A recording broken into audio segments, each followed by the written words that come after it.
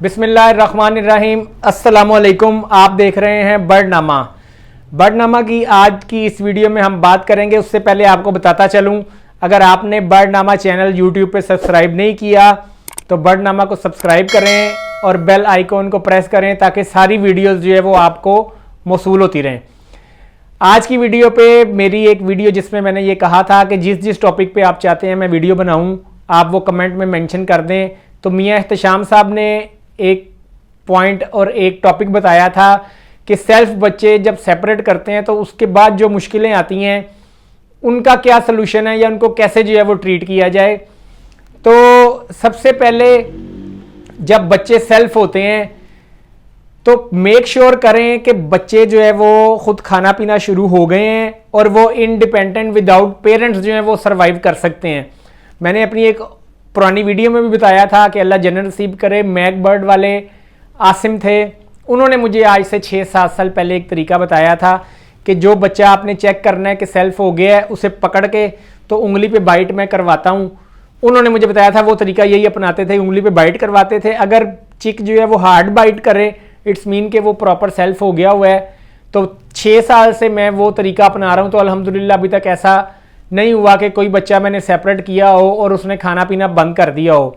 एक तो ये तरीका है और दूसरा मेरी ये कोशिश होती है कि बेशक फीमेल ने एग लिंक कर भी दी है लेकिन बच्चे अगर उस पेरेंट्स के साथ ही हैं तो मेरी कोशिश होती है कि अगर लेट सपोज कि मुझे आज पता चल गया है, मैंने देख लिया बच्चे खुद खा रहे हैं, इंडिपेंडेंट होने के काबिल हैं, तो मैं फिर भी क्या करता हूं कि एक्स्ट्रा 4-5-6 दिन उनको पेरेंट्स के साथ रहने देता हूं। एक सर्टन जो है वो बात जानने के बाद कि भाई अब मुझे जब लगता है कि भाई अब इनको सेल्फ हुए कुछ दिन गुजर गए हैं तो मैं फिर उनको सेपरेट करता हूं। जब आपने बर्ड्स को पेरेंट्स से सेपरेट करना है, होता क्या है कि पेरेंट्स के साथ जब होते हैं तो बर्ड जो है वो एक आम जुबान में बता रहा हूँ नवाबों वाली जिंदगी गुजार रहे होते हैं। कुछ करना फिरना नहीं होता, उन्होंने बस या सोना होता है या आराम से बैठे होना है। पेरेंट्स ने सारी जो है मेहनत करनी होती है, जाके जो है वो खाना खा के सॉफ्ट फूड खा के तो उनको फीड करवाना होता है। तो बच्चे याशी वाली ज़िंदगी गुजार रहे होते हैं, हेल्दी भी होते हैं माशाल्लाह, और वो नवाब बने फिर रहे होते हैं उस ब्रीडिंग बॉक्स में या केज में। सारी मेहनत जो है वो वालिदैन कर रहे होते हैं। लेकिन जैसे ही आप उनको पेरेंट्स से सेल्फ होने के बाद सेपरेट करते हैं तो उनको फिर वो जैसे कहते हैं ना कि बच्चा जब जवान होकर दुनिया में जाता है तो फिर उसे पता चलता है कि माँ बाप के बगैर दुनिया में ज़िंदगी गुजारना या दुनिया की जो ठोकरें लगती हैं वो कैसी हैं।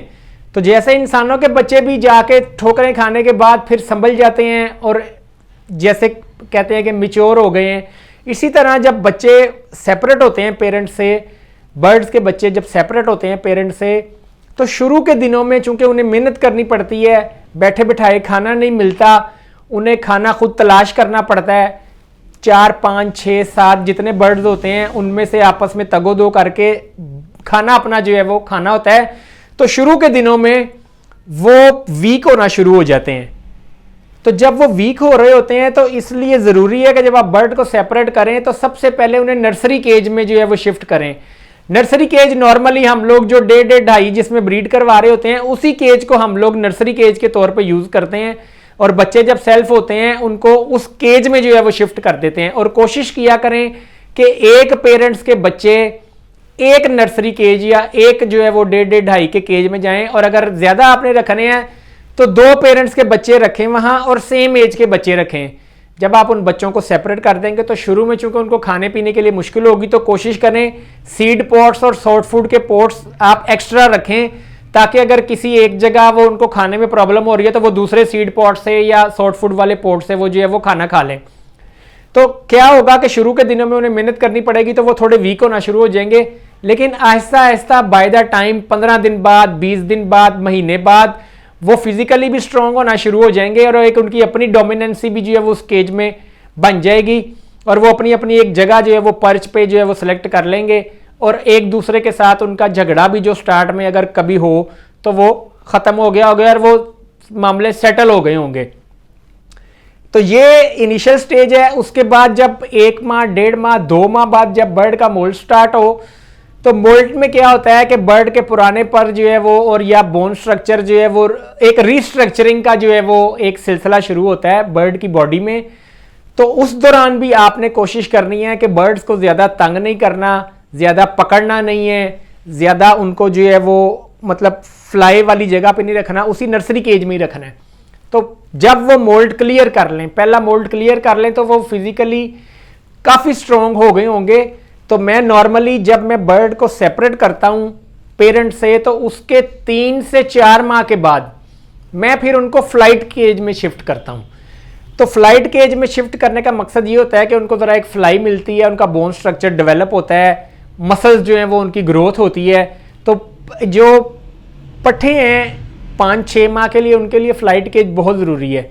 फिर फ्लाइट केज में जाके आपने जो ऑब्जर्वेशन करनी होती है, वही बात जैसे मैंने पहले कहा, नर्सरी केज में एक ही एज के बच्चे रखें, इसी तरह फ्लाइट केज में भी आप एक ही एज के बच्चे जब आप छोड़ेंगे तो वो उनके शुरू में जब भी बर्ड कहीं आप नई जगह पे शिफ्ट करते हैं तो इनकी अपनी एक डोमिनेंसी शो करते हैं, अपनी अपनी जगह को सेलेक्ट करने के लिए बाज़ औक़ात इनकी आपस में लड़ाई होती है। तो कुछ टाइम के बाद वो सेटल हो जाते हैं, फिर अपनी अपनी जगह जो है ये ऑक्यूपाई कर लेते हैं। तो इसलिए जब आप फ्लाइट केज में भी छोड़ें तो एक ही एज के बर्ड छोड़ें। अगर आप बड़े बर्ड्स के साथ छोड़ेंगे तो नॉर्मली बड़े बर्ड्स जो हैं वो छोटे बर्ड्स को खाना नहीं खाने देते, उनको मारते हैं।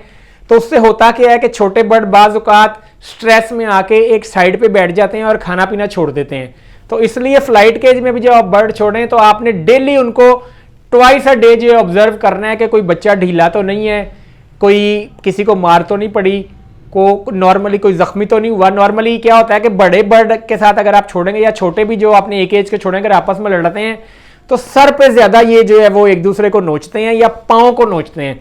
तो पाँव भी वो कई दफ़ा ये होता है कि पट्ठे जो है वो पाँव स्टिक पे रख नहीं रहे, तो आपको देख के आइडिया हो जाता है कि इनकी फाइट हुई है। तो आपने ये चीज़ें ऑब्जर्व करनी है। कुछ टाइम लगता है बर्ड को सेटल होने में फ्लाइट में, उसके बाद बर्ड जो है वो फिर सेटल हो जाते हैं। तो उसके बाद फिर जो है वो फ्लाइट में अगर आप फ्लाइट लाजमी दें बर्ड को, तो ये एक छोटा सा तरीका है कि किस तरह आपने सेल्फ होने वाले बर्ड्स को जो है वो टेक केयर उनकी करनी है और किस तरह जो उनकी फाइट है या उसको ऑब्जर्व करके आपने किसी भी नुकसान से बचना है। तो इसके अलावा भी अगर कोई और दोस्त भी चाहता है कि किस टॉपिक पे वीडियो बनाई जाए तो आप कमेंट में जो है वो मेंशन करें। इंशाल्लाह जो है वो उस टॉपिक पे मैं जितनी मेरी कोशिश हुई, जितना मेरा इल्म हुआ, जो मुझे पता है उस हिसाब से मैं वीडियो बनाऊंगा। अल्लाह ताला सबको अपने हिफ्ज़-ओ-मान में रखे, दुआओं में याद रखिएगा और बर्ड का सदका लाजमी निकालते रहें ताकि अल्लाह ताला बरकत डाले।